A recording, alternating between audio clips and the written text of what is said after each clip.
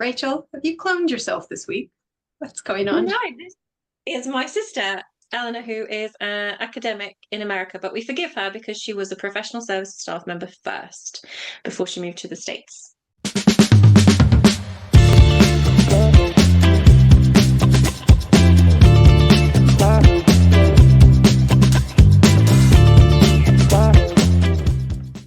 you want to say where you're from? What you do, Eleanor? I live in Nebraska. It's right in the middle. I work at a very small college called Hastings College. University. Yes, there you go. We already did one.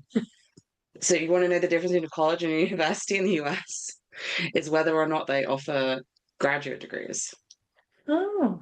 So some See, I colleges didn't become know that. because they expand. So we're at what's called a baccalaureate college. We have one graduate degree.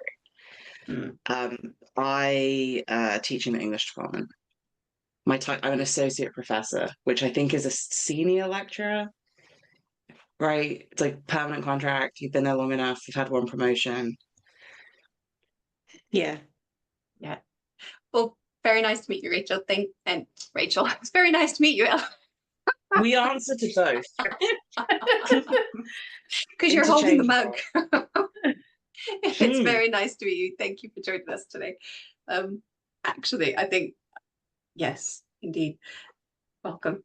The start of the conversation around language and terminology and what the differences are between the US and the UK, because that's one that always, when I'm speaking to friends and family back home, I automatically use the word university, and they look at me like, "What? You mean when we were in college?" I'm like, yeah, that's what I mean. But there's so many that caught me out here, and I still get caught out every once in a while. In fact, my father-in-law worked at Loughborough University for many, many, many years, and I had to WhatsApp him one day to say, "So what's a provost?"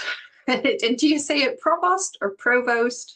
Or I can't remember how to pronounce it because in my head both sound right.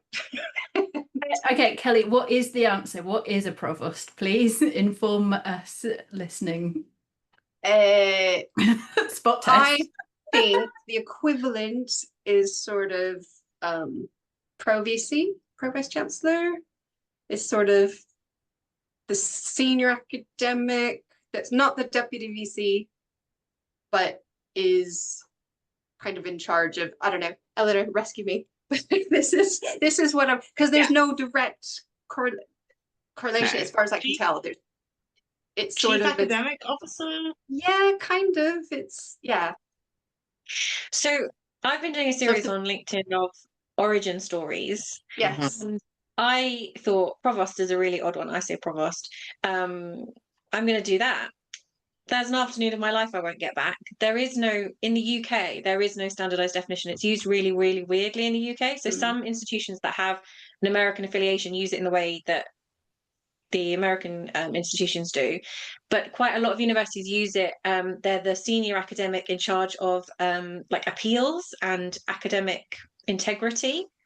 And they have some kind of diplomatic kind of responsibility. Lots of institutions in the UK don't have one.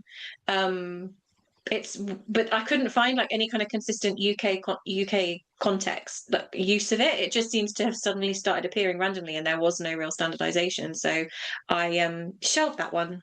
I didn't write that post. Yeah, I wasn't sure because so the last university I was employed at had a vice chancellor who then left before the new replacement arrived, and so there was a period of time where the DVCs shared responsibility as the provost and did like 6 months each or some weird arrangement.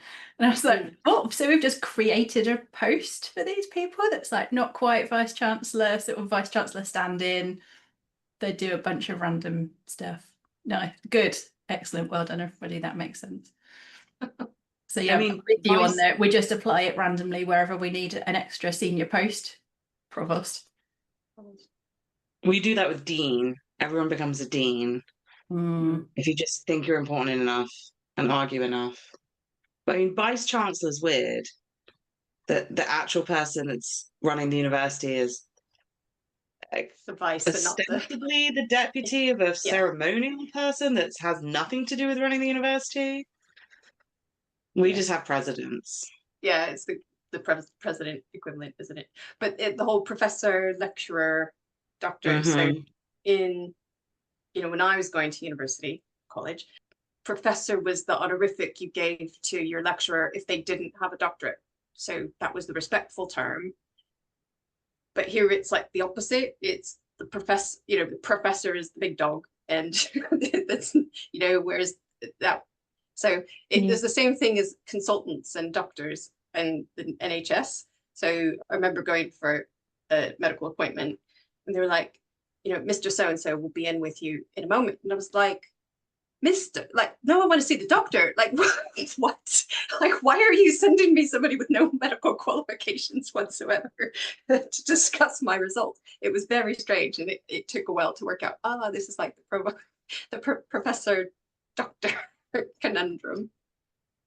Yeah, they use professor as more like a professor is an academic. Like someone in a teaching post. That's generic. Teaching. I most often say I do. If someone just asks me, "Oh, what do you do for a living?" I'm like, "I'm a professor."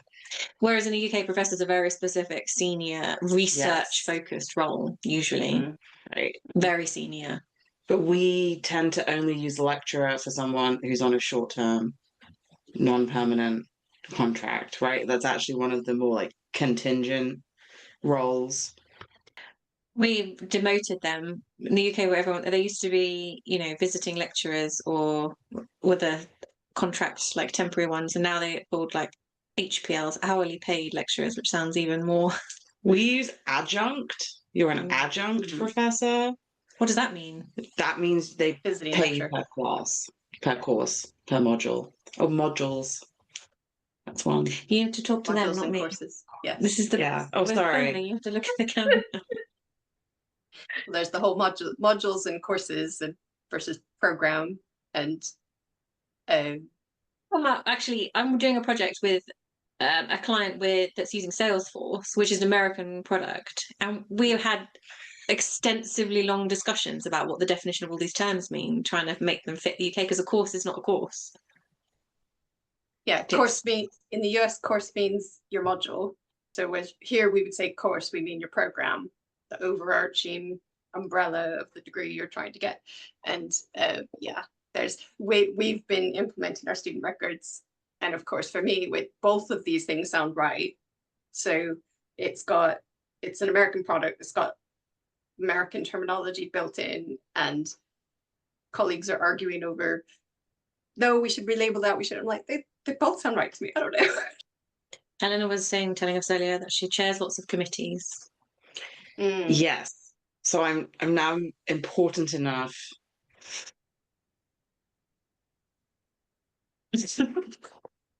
Important enough to do some committee chairing. So I did one, and that was kind of fun. Although I did chair right up until I went into Labour. Don't recommend. And yeah, now I chair two different committees that work on faculty development. So one of them is more the junior, so people in the first couple of years, mentoring, evaluation, and then one of them is more like for all faculty, all academics doing development. And those are very different committees to chair, whether there's, am I in charge of a procedure where I just get to be the person that sort of makes the spreadsheets and keeps everyone on track of the timing and make sure answers any questions, or am I trying to get everybody to do everything?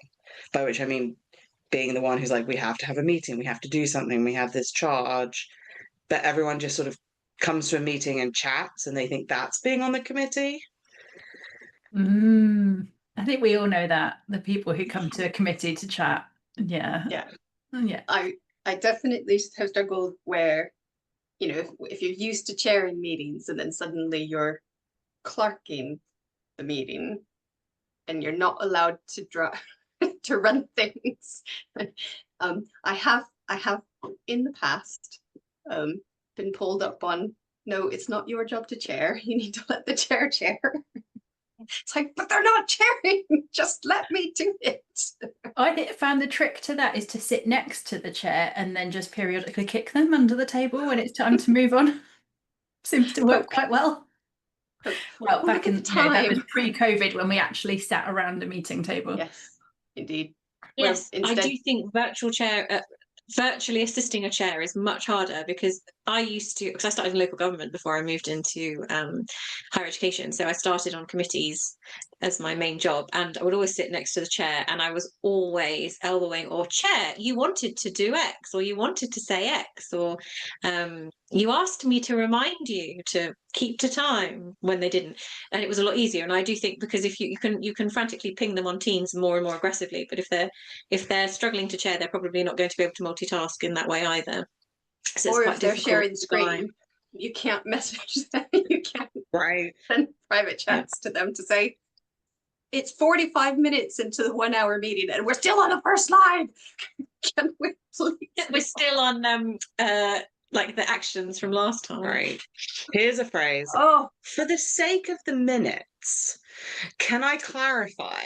Can I double check? Did we actually decide anything? Did we assign any responsibility for tasks? Or did we just chat until everyone had given up on having ideas and then not just left it open and moved on? So I often say that, for the sake of the minutes, yeah. can I just clarify? Who's assigned to that action? What's the diplomatic. timeline? Yeah. What did we decide? I just want to get my phrasing right. No.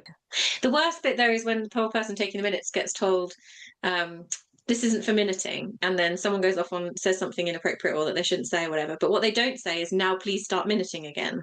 You just have to guess when the not for minuting bit is being done.